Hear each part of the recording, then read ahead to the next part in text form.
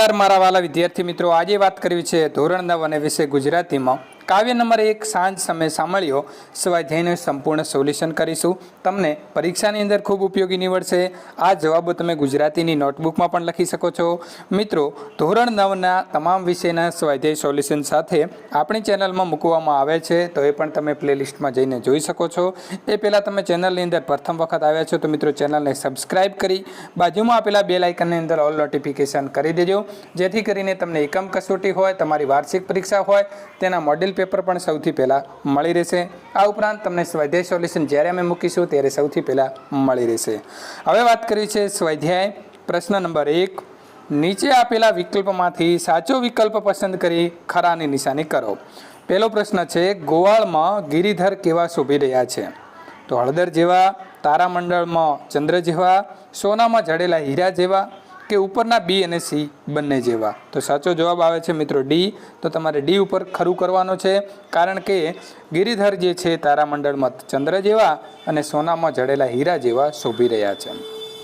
બીજું છે, હરિ હળધરનો વીરો એટલે શું? તો સાચો જવાબ આવશે સી, બળદેવજીના ભાઈ. તો એમના ભાઈનું નામ છે એટલા માટે મિત્રો હળધર એટલે એમણે હળ ધારણ કરેલું છે તે, તો એમનો બળદેવજીના ભાઈ આવશે.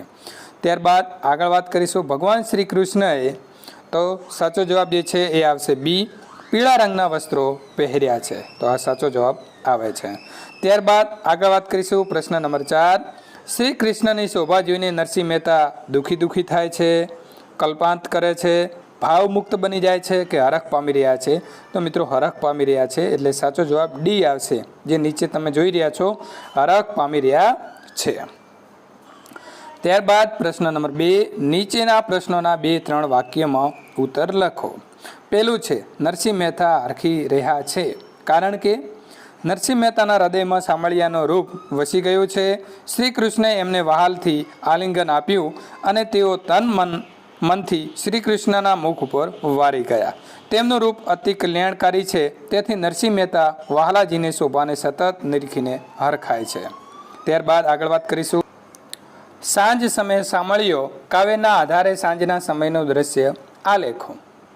સાંજના સમયે શ્રી કૃષ્ણ વૃંદાવનથી આવી રહ્યા છે. તેમની આગળ ગાયોનું ધણ અને પાછળ સાજન એટલે કે ગોવાળનું વૃંદ છે. શ્રી કૃષ્ણએ મસ્તક ઉપર મોર મુગટ ધારણ કર્યા છે અને કાનમાં કુંડળ ઝૂલે છે. શરીરે પિતાંબર અને ચુવા ચંદનથી સુગંધથી મહેકતી ફૂલની પછેડી પહેર્યા છે. ત્યારબાદ પ્રશ્ન નંબર 3. નીચેના પ્રશ્નોના 7-8 વાક્યમાં ઉત્તર લખો. પહેલું છે, કૃષ્ણ રૂપ મહાશુભકારી છે એમ કવિ શા માટે કહે છે?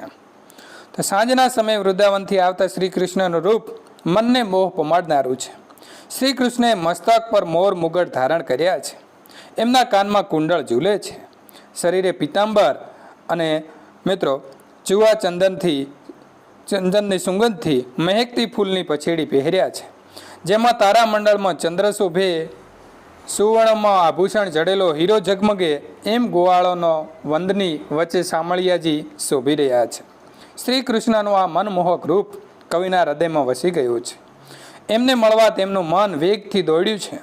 શ્રી કૃષ્ણએ એમને વહાલથી આલિંગન દીધું અને એમનું મન શ્રી કૃષ્ણના મુખ સૌંદર્ય પર વારી ગયું. આથી કવિ કહે છે કે શ્રી કૃષ્ણનું રૂપ મહાશુભકારી એટલે કે કલ્યાણકારી છે. મિત્રો, શ્રી કૃષ્ણ એટલે સાક્ષાત ભગવાન છે. એ તો જેવું રૂપ ધારણ કરવું એવું કરી શકે છે. એમના મોઢામાં જ્યારે એમની માતા પૂછે છે કે તે માટી કાઢી છે, ત્યારે આખું વિશ્વ બતાવ્યું હતું. તો આવા શ્રી કૃષ્ણ જે છે એમનું પણ સરસ મજાનું વર્ણન જે છે નરસિંહ મહેતાએ કરેલું છે. નંબર 2. કવિના મનમાં કોણ મોહ ઉપજાવે છે? તો સાંજના સમયે વૃંદાવનથી આવતા શ્રી કૃષ્ણએ મસ્તક પર મોર મુગટ ધારણ કર્યા છે. એમના કાનમાં કુંડળ ઝૂલે છે. શરીરે પિતાંબર અને ફૂલની પછેડી પહેર્યા છે. ફૂલની પછેડી મિત્રો ચુવા ચંદનથી સુગંધથી મહેકે છે.